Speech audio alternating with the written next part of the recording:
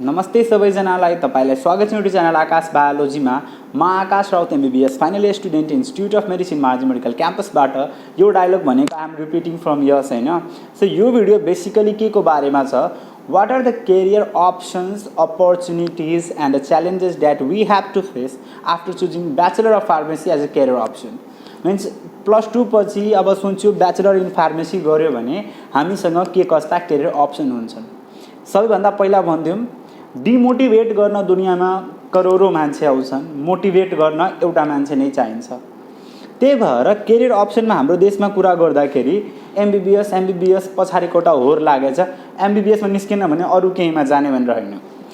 मैले यो भिडियो बनाउनु कारण के छ त, हरेक कुराको आफ्नै के छ त इम्पोर्टेन्स छ। एउटा हस्पिटल कहिले पनि मात्र डक्टरले चल्न सक्दैन, त्यहाँ नर्स नि चाहियो, त्यहाँ के चाहियो, फार्मेसी पनि चाहियो, त्यस्तै त्यहाँ रेडियोलोजी डिपार्टमेन्ट पनि चाहियो, त्यस्तै त्यहाँ के छ क्लिनर समेत चाहियो। चाहिँ हेर्नुहोस्, हस्पिटलको आफ्नो के छ त एउटा इम्पोर्टेन्स छ, एउटा ठाउँ छ भने त्यहाँ हरेक प्रोफेसनको आफ्नै इम्पोर्टेन्स छ। तर हाम्रो देशमा के गरिएको छ त, कुनै एउटालाई मात्र कन्सन्ट्रेट गरिएको छ। स्पेसली फार्मेसीलाई के गरिएको छ त, झन् बढी दबाएर राखिदिएको छ। अब त्यसको किन यस्तो गरिएको छ, किन के हामीलाई फार्मेसी बारेमा धेरै थाहा छैन, त्यही मैले यो भिडियोमा भन्न गइरहेको छु। हेर्नुहोस्, फार्मेसी भनेको मेडिकल साइन्स भन्दा प्यारामेडिसिनमा पर्छ। त्यसको पनि स्पेसली केमा पर्छ त, बायोमेडिकल साइन्स एन्ड फार्मास्युटिकल इन्डस्ट्रीको पार्ट हो। के को हो त, बायोमेडिकल साइन्स एन्ड फार्मास्युटिकल इन्डस्ट्रीको पार्ट के हो त, ब्याचलर इन फार्मेसी पार्ट हो। अब हाम्रो देशमा के कतिवटा कलेजहरूले यसलाई के दिएको छ, एफिलिएसन दिएको छ, के कतिवटा सिट छन् भनेर म यो कुरामा भनिदिन्छु यो भिडियोमा। अलि है पहिला यो कुरा लेखिहालौँ, कतिवटा सिट छ, कुन कुन युनिभर्सिटीबाट पढाइ हुन्छ भनेर यो कुरा बुझ्न एकदमै जरुरी छ। सो बी फार्मा भनेको दिने भनेको कुन कुन कलेजले हो त, कुन कुन युनिभर्सिटीले एउटा हो, एउटा ट्युले हो, अर्को काठमाडौँ युनिभर्सिटीले हो, अर्को एउटा पोखरा युनिभर्सिटीले हो, अर्को के हो त पूर्वाञ्चल युनिभर्सिटीले हो। सो यो चारवटाले के गरिएको छ त, चारवटाले एफिलिएसन दिएको छ। अब हेर्नुहोस्, टियुको अन्तर्गत कतिवटा कलेज पर्छ त, 8वटा कलेज पर्छ इन्क्लुडिङ महाराज मेडिकल क्याम्पस, र यसमा सिट कतिवटा छ त, 251वटा सिट छन्। क्लियर। त्यस्तै केयुमा कतिवटा कलेज छ त, एउटा मात्र कलेज छ, त्यसमा सिट भनेको 60वटा छ। त्यस्तै पियुमा भनेको 4 कि 5वटा कलेज छ। हेर्नु होला राम्रो, हाम्रो देशमा के छ, हरेक साल सिटहरू चेन्ज भइरहेछ के। सो एउटा पर्फेक्ट वेबसाइट छैन कि कहाँबाट, यसको लागि धेरै नै सर्च गर्नुपर्छ। सो यसमा मैले थाहा पाएँ 160वटा सिट छ। त्यस्तै पूर्वाञ्चल युनिभर्सिटीमा 9वटा कलेज छ, त्यसमा 270वटा के छन् त सिट छन्। सो हामी हेर्न सक्छौँ सिट्सहरू पनि ठिकै ठिकै छन्, किनभने 250 को एभरेजमा लियो भने 500 र 700 750 जतिवटा सिट छन् हामी हेर्न सक्छौँ हाम्रो देशमा। अब हेर्नुहोस्, ट्युमा के कस्तो क्वेसन सोध्छ त, यस ट्युमा सोध्ने भनेको फिजिक्स 15 मार्कको हो, केमिस्ट्री 15 मार्कको, जोलोजी 15 मार्कको, बोटनी 15 मार्कको, जनरल हेल्थ भनेको 20 मार्क्सको, र फार्मेसी हेल्थ भनेको 20 मार्क्सको। यसको त्यो ट्युको इन्ट्रान्स भनेको नर्मली अश्विन महिनामा हुन्छ। त्यस्तै केयुको कुरा गर्यो भने यसमा फिजिक्स 25 मार्कको सोध्छ, केमिस्ट्री 25 मार्कको सोध्छ, बोटनी 15, बायोलोजी नै 15 मार्कको, बोटनी जोलोजी भनेर छैन, म्याथ 15 मार्कको, हेल्थ 10 मार्कको, र इङ्ग्लिस 10 मार्क्सको छ। त्यस्तै पोखरा युनिभर्सिटी यसको खुल्ने भनेको श्रावणमै हो, तर यो साल त अब ढिलो नै हुन्छ। पोखरा युनिभर्सिटीको भनेको chemistry 40 marks, biology 40 marks, math 40 marks र इङ्ग्लिस 30 मार्क्स। त्यस्तै पियुको कुरा गऱ्यो भने साइन्स 50 मार्क्स, हेल्थ 25 मार्क्स र इङ्ग्लिस 25 मार्क्स। त्यसरी गरेर इन्ट्रान्सलाई बाँडिएको छ। क्लियर भयो सबैजना। सो हेर्नुहोस्, यसको लागि मिनिमम 2.4 GPA र सी सबैमा सेपरेटली ल्याउनुपर्छ भने हामी सबैलाई थाहा छ +2मा हाम्रो देशको और इक्विभ्यालेन्ट विथ CBSE बोर्ड गरेर पनि इलिजिबिलिटी गरेर हामी बी फार्मेसीमा गर्न सक्छौँ। अब हेर्नु, बी फार्मेसी पढाउनुको मेन गोल के हो त्यो कुरा बुझौँ है। यसको 4वटा गोल हो। सबैभन्दा पहिला यसले बनाउने के हो त, कम्युनिटी एन्ड हस्पिटल फार्मासिस्ट बनाउने हो। अर्को कुरा स्पेसलिटी इन टेक्नोलोजी एन्ड रिसर्चमा, तेस्रो भनेको म्यानेजर अफ फार्मास्युटिकल सर्भिस, र चौथो भनेको भेरियस एस्पेक्ट्स अफ फार्मेसी छ नि त्यसमा स्पेसलिस्ट बनाउनु हो। र हेर्नुहोस्, यो कुरा के बुझ्नुहोस् त, हाम्रो देशमा नियम भए पनि कसैले त्यसलाई फलो गर्दैन। त्यसको एउटा ठुलो इक्जाम्पल के हो त, तपाईँ आफ्नो घर वरिपरि नै फार्मेसी हेर्नुहुन्छ कि हेर्नु हुँदैन? तपाईलाई थाहा होला कि नहोला त्यो फार्मेसी खोल्न लागि फार्मास्युटिकल लाइसेन्स चाहियो र त्यो फार्मेसीको जुन जसले ड्रग डिस्पेन्सरीमा गएर बस्छ नि एटलिस्ट त्यससँग फार्मेसीको डिग्री हुनु पर्यो तर हाम्रो देशमा त्यो फलो हुँदैन मेरो पसल छ फर इक्जाम्पल म फार्मेसी नभए पनि मसँग म कसैलाई पनि बसाइदिन सक्छु बसाइदिन्छ नि त यहाँ केही रुल छैन नि तर विदेशमा त्यस्तो चल्दैन ड्रग डिस्पेन्सरीमा ओन्ली त्यो पर्सन बस्न सक्छ या त्यसलाई ड्रग डेलिभर गर्न सक्छ जसलाई त्यो ब्याचलर इन फार्मेसी छ डिप्लोमा इन फार्मेसीको नलेज छ तर हाम्रो देशमा त्यो नियम छैन त्यही भएर हाम्रो देशमा जो पनि फार्मासिस्ट आफूलाई भन्छ नि ए म त केमिस्ट हो म त फार्मासिस्ट हो त्यो गलत हो ड्रग डिस्पेन्सरीमा बस्नलाई के चाहियो त लाइसेन्स चाहियो यहाँ त के गर्छन् जस्तो मसँग ब्याचलर इन फार्मेसी छ भने के गर्छन् त मसँग लाइसेन्स भाइ त आफ्नो लाइसेन्सबाट पसल खोल्दैन म तँलाई महिनाको यति दिउँला किनभने यहाँ कुनै जाँच कमिटी पनि आयो भने के गरिदिन्छ पैसा खुवाइदिन्छ यो हाम्रो देशको एउटा हार्स रियालिटी हो त्यही भएर कुन प्रोफेसनको कति इम्पोर्टेन्स छ थाहा नै लाग्दैन अहिले गन्यो भने नेपालमा फार्मासिस्ट छँदै छैन के त्यही पनि यहाँ धेरै फार्मासिस्ट छन् हेर्नु न बुढो छैनन् त्यही पनि धेरै छन् किन काम लाग्ने थोरै छन् काम नलाग्ने धेरै छन् त्यही भएर तपाईँ पसलमा जानु भने त्यो पसलवालालाई होइन पसलवालामा जानु तपाईँ नोटिस गर्नु कि जानु भने एउटा टाउको दुखिरहेको छ निम्स फ्लेक्सन उसलाई दिन आउने भनेको त्यही हो र सबैभन्दा बढी हात खुट्टामा रिङवर्म आउँछ कि आउँदैन ringworm that is called the tinea हुन्छ नि त्यसमा तिनीहरूले एउटा कोस्टर नामको दबाई दिन्छन् त्यसको सबैभन्दा त्यो इक्जाम्पल दिन्छु है हेर्नुहोस् त्यसको इक्जाम्पलबाट बल्ल तपाईँ बुझ्न सक्नुहुन्छ कि के हुन्छ त्यो फार्मासिस्टको इम्पोर्टेन्स कसरी हुन्छ फार्मेसीवालाको कुनै पनि मान्छेलाई रिङवर्म भयो क्लियर रिङवर्म भयो अब यो रिङवर्म त केले हुनेको हो यसलाई भन्छौँ हामी टिनिया भन्छौँ होइन यो भनेको फङ्गसले हुने क्लियर अनि त्यसपछि हामी फार्मेसीमा जान्छौँ भने 99% मा भन्छु तिनीहरूले कुन दबाई दिन्छन् त एउटा कोस्टर नामको यो कोस्टर भनेको हाइड्रोकोर्टिसोन हो के हो त हाइड्रोकोर्टिसोन यो हाइड्रोकोर्टिसोनले के गरिदिन्छ त हाम्रो बडीको स्किन रियाक्सन कम गरिदियो सो यो मेरो हातको के भयो त यहाँ जुन टिनिया आएको थियो नि जतिबेलासम्म दबाई लगाए मेरो हातको रियाक्सनै कम भइसक्यो अब हातको रियाक्सन कम हुने बित्तिकै यो लाग्छ सप्रेस भइसक्यो यो गइसक्यो हुन्छ तर एक्चुअली अब के भयो त यो हातको रियाक्सनलाई सप्रेस गरिदियो भने यो दबाई हटाउँछु भने यो झन् ठुलो भएर आउँछ र कुन प्याटर्न हो थाहा नै लाग्दैन तर हेर्नुहोस् त यहाँ फङ्गस भएछ भने मलाई त यहाँ के दिनु पर्थ्यो एन्टिफङ्गल द्याट इज किटोकोनाजोल यो ठिक हुनेलाई के गरिदिन्छन् त यो भर्खरको नसिकेको फार्मेसीवालाहरूले यो दिइहाल्छन् यो नभए सोनाडम दिइहाल्छन् तिनीहरूले के हुन्छ त हेर्नुहोस् त्योहरूले के हुन्छ पुरै स्किन पातलो हुन्छ तपाईँ नोटिस गर्नु भेट मुखको क्रिम्स स्पेसली हाम्रो देशमा मुखको केटीहरूलाई मेनली गर्ल्सहरूलाई यो प्युबर्टी एजमा पिम्पलको एकदमै चिन्ता हुन्छ तिनीहरू गइहाल्छन् पिम्पलको चेक गराउन यो के भएको हुन्छ जति बेला प्युबर्टी आउँछ एस्ट्रोजेनको सेक्रेसन प्रोजेस्टेरोनले गर्दाखेरि मुखमा सेक्रेसन बढ्छ त्यति बेला तिनीहरूलाई त्यो काउन्सिलिङ दिनु पर्यो र तिनीहरूले भेट क्रिम दिइहाल्छन् कुन साबुनहरू दिइहाल्छन् त्यसले गर्दा के हुन्छ झन् स्किन रियाक्सन भएर मुख झन् खराब हुन्छ त्यही हेर्नुहोस् त यसको लागि पेसेन्ट काउन्सिलिङको लागि एउटा यस्तो मान्छे हुनु पर्यो कि परेन जसले फार्मेसी बारेमा पढेको छ अब हेर्नुहोस् कति मान्छेले के सोच्छन् फार्मेसी जो पढ्छन् त्यसले दबाई प्रोडक्सन गर्छ त्यो होइन दबाई प्रोडक्सन गर्ने युनिट भनेको एमडी इन फार्माकोलोजी हो बुझ्नुभयो त्यो एमबीबीएस पढेपछि जुन फार्माकोलोजीको जुन गर्छ नि त्यसले फार्माकोलोजीको एमडी त्यसले भनेको दबाई बनाउने यिनीहरू के छन् त हेर्नुहोस् दबाई बनाउन त बनाइदियो त्यहाँ त्यो के भन्छ मेडिकल साइन्टिस्टहरूले त्यो दबाईले क्वालिटी एस्योरेन्स त्यो दबाईको एडभर्स इफेक्ट त्यो दबाईलाई हस्पिटलमा डेलिभरी त्यसपछि त्यसको प्रोडक्सनपछि स्टोरेज हरेक कुरा काम गर्ने कसले हो त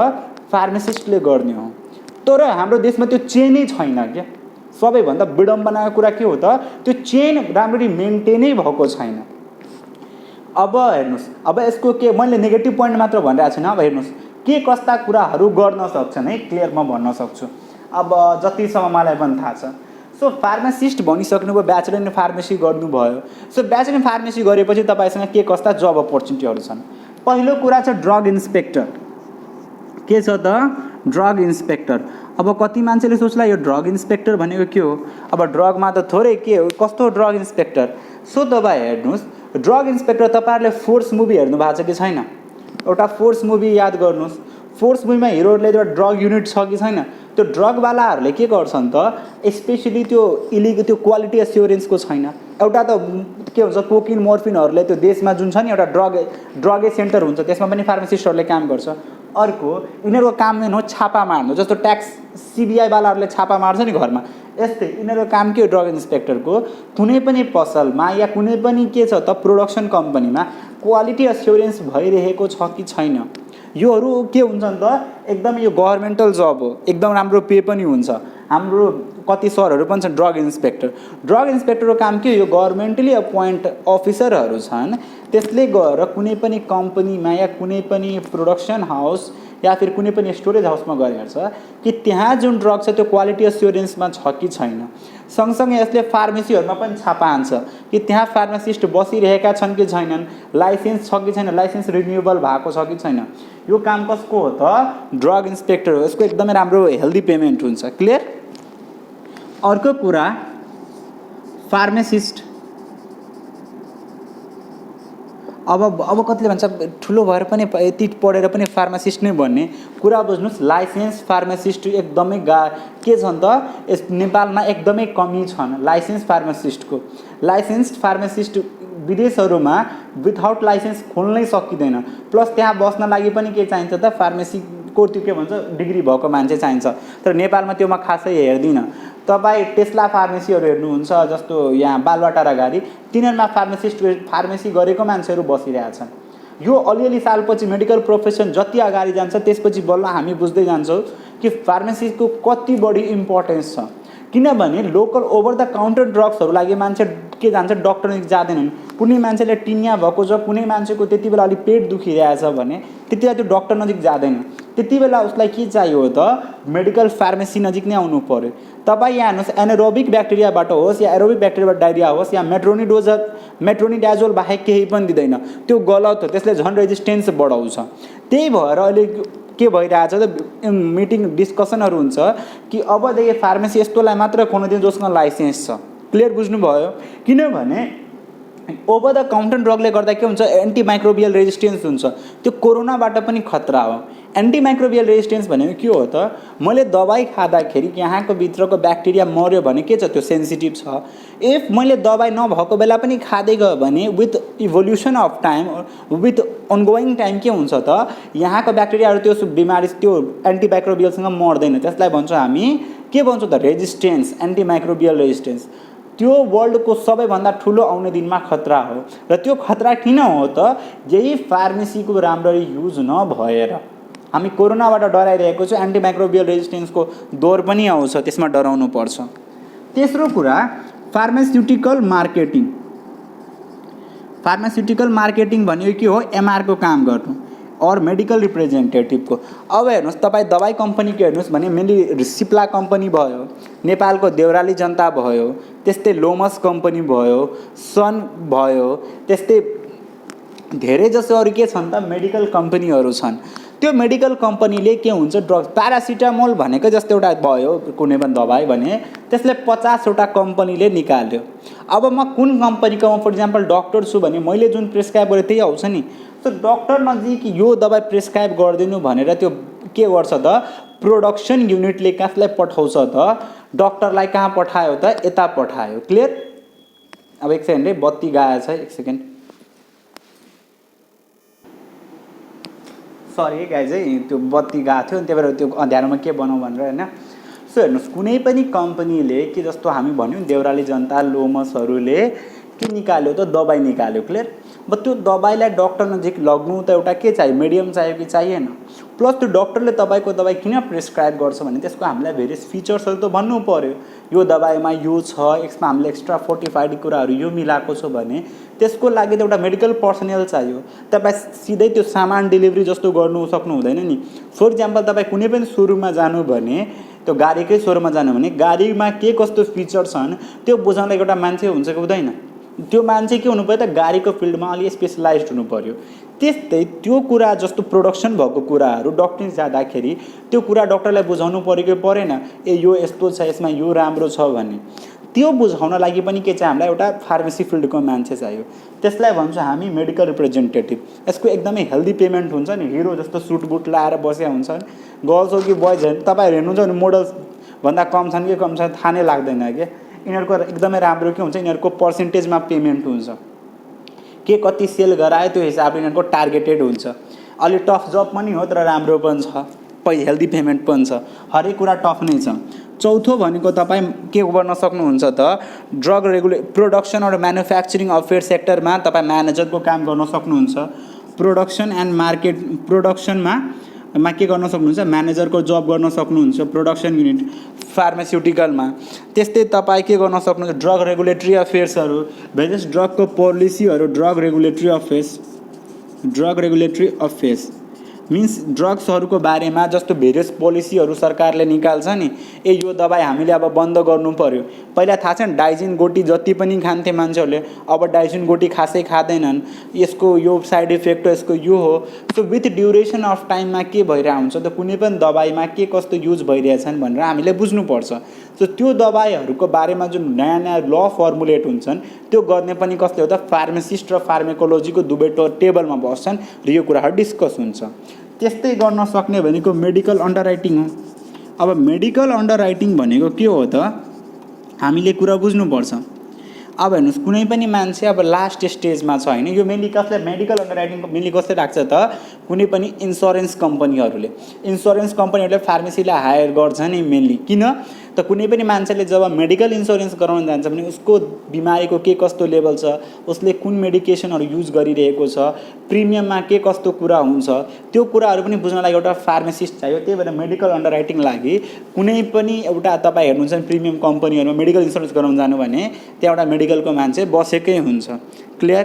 त्यस्तै होलसेल फार्मेसी पनि खोल्न सक्छ आफैले। अनि अर्को कुरा हामीले के बुझौँ त कुनै पनि सरकारी हस्पिटलमा, नेपालमा त रेलवे छैन, इन्डियाको रेलवेजहरूमा हस्पिटलहरूमा त्यहाँ सरकारले जुन एपोइन्ट गर्छ नि फार्मासिस्ट, त्यो बी फार्मेसी पढेको हुनु पर्यो। पहिला डिप्लोमा इन फार्मेसीबाट हुन्थ्यो, तर अहिले के पढ्नु पर्यो त बी फार्मेसी पढ्नु भयो भने तपाईँलाई सरकारी जब हुन्छ हस्पिटलको फार्मेसीमा। क्लियर? त्यो पनि जब हुनसक्छ। त्यस्तै तपाईँले लेक्चररको पनि काम गर्न सक्नुहुन्छ। त्यस्तै रिसर्चरको त काम जसले पनि गर्न सक्छ। इफ धेरै रिसर्च हाम्रो देशमा खासै रिसर्च हुँदैन कि, त्यही गर्दा त प्र्याक्टिकल त राम्ररी हुँदैन त रिसर्च कहाँबाट हुन्छ। त्यही भएर मान्छेहरू मास्टर्स गर्न बाहिर जान्छन् र त्यहाँ एकदमै बढी रिसर्चहरू गरेर आउँछन्। त्यस्तै ओभर द काउन्टर ड्रग मैले भनि नै रहेको छु, ओभर द काउन्टर ड्रग गर्नलाई तपाईँ मान्छे डक्टर जाँदैनन्, किन डक्टरको फिस लाग्छ, त्यति बेला मान्छेले त्यो फार्मासिस्टलाई प्रिफर गर्छन्। क्लियर? अर्को फार्माकोभिजिलेन्स भनेको कस्तो हो त र फार्मागाइनिक्स भनेको कस्तो हो त कुनै पनि सिस्टर ड्रगहरू पढे जस्तो प्यारासिटामोल एउटा ड्रग पढेर त्यसको अर्को ड्रगमा के कस्तो प्रोपर्टिजहरू छन्, सिमिल्यारिटीहरू, त्यो कुराहरू गर्ने।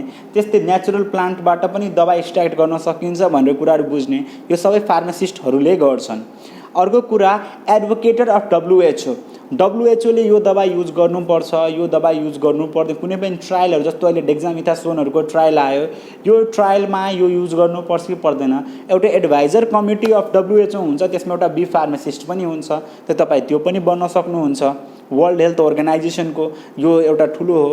त्यस्तै कुनै पनि ड्रगहरूको storage formulations, quality control, large and small scale प्रोडक्सनहरूमा भनी पनि राख्न सक्छौँ। तपाईँ देउराली जनतामा जानु जति पनि फार्मासिस्टहरू पाइन्छ, किन तिनीहरूले फार्मासिस्टको कामै भने के हो त फार्मास्युटिकल कम्पनीमा हो।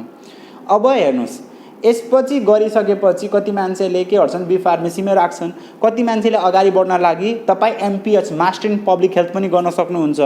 त्यस्तै एमबिए पनि गर्न सक्नुहुन्छ। त्यस्तै एम फार्मेसी पनि गर्न सक्नुहुन्छ र डक्टर अफ फार्मेसी पनि गर्न सक्नुहुन्छ। एम फार्मेसी भनेको नर्मली के हो त कुनै पनि मान्छेले अब ब्याचलर पछि जुन मास्टर्स गर्छ नि त्यो फार्मेसी हो, जुनमा फार्मास्युटिक्समा गर्न सक्छ।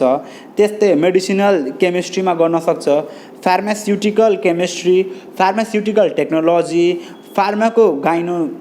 फार्माकोगाइनोसी, quality assurance, drug discovery and development, biopharmaceutics, clinical pharmacy, industrial pharmacy, bulk drugs. तर डक्टर अफ फार्मेसी भनेको के हो त उसले के गर्छ त मेनली जसको क्लिनिकल एस्पेक्टमा बढी हुन्छ। कुनै पनि दबाईले के बुझाउनु त यो दबाई जुन बनाइदियो नि जुन साइन्टिस्टहरूले त्यसलाई त्यो डक्टरहरूलाई बुझाउनु, सल्लाह दिनु, एडभाइजरको क्लिनिकल फिल्डमा के त्यो ड्रगले के कस्तो इन्टरेक्सन गर्छ, दुईवटा दबाई एकैपल्टमा खानु हुँदैन, यो दबाईको कति बेला डोजिङ गर्नुपर्छ, कि प्यान्टप जहिले पनि भोकै पेटमा खानुपर्छ यो कुराहरू भन्नुपर्ने भनेको कसले फार्मासिस्टले भन्नुपर्छ।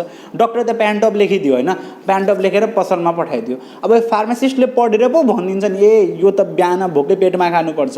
यहाँ आधीभन्दा बढी सुनेर कुरा गर्छन् तर नयाँ ड्रग आयो भने त कसरी गर्ने, त्यही भएर फार्मासिस्ट नै बस्नुपर्छ। र रिजल्भिङ भेरियस क्वेरिजहरूको हेल्थ वर्करहरू के बारेमा छन् त फार्मेसीको बारेमा छन्, त्यो बारेमा पनि कसले बुझाउन सक्छ त एउटा फार्मासिस्टले नै बुझाउन सक्छ। सो यो भिडियोमा हामीले के बुझ्यौँ त हाम्रो देशमा के छ त ल त छ तर ल युजै भइरहेको छैन। हुन पनि डेमोक्रेसी छ तर डेमोक्रेसी एक्सर्साइजै भइरहेको छैन। सो तपाईँ हामी योबाट के बुझौँ त हामी अहिले पो चेन्ज आइरहेको छैन तर आउँदो दिनमा चेन्ज आउँछ। यो फिल्ड पनि धेरै इभल्भिङ फिल्ड छ, यसमा कति जब हरेक साल के भइरहेछ त हेर्नुहोस्। अहिले कोरोनाको दबाई निस्क्यो भने एमआर चाहियो कि चाहिएन, हेर्नुहोस् एमआरको कति जरुरत छ। आउँदो दिनमा पनि कुनै पेन्डेमिक आयो या फिर केही भयो भने सबैमा हामीलाई के चाहियो त फार्मेसी चाहियो।